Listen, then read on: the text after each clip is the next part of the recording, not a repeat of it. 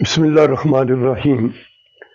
حضرت علی رضی اللہ تعالیٰ عنہ نے ارشاد فرمایا کہ عبادت کبھی جنت کی رغبت پر ہوتی ہے، اور یہ عبادت تاجروں کی عبادت ہے۔ وہ یہاں قیمت ادا کر رہے ہیں اور آگے جا کے وہ مال لیں گے۔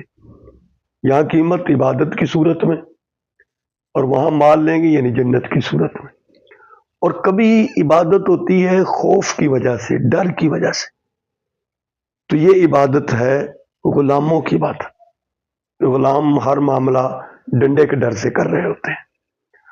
اور کبھی عبادت ہوتی ہے بغیر کسی رغبت کے، بغیر کسی ڈر اور خوف کے، اور یہ عبادت وہ ہے جو صرف اللہ کے واسطے ہوتی ہے، اور یہ عبادت آزاد لوگوں کی ہے۔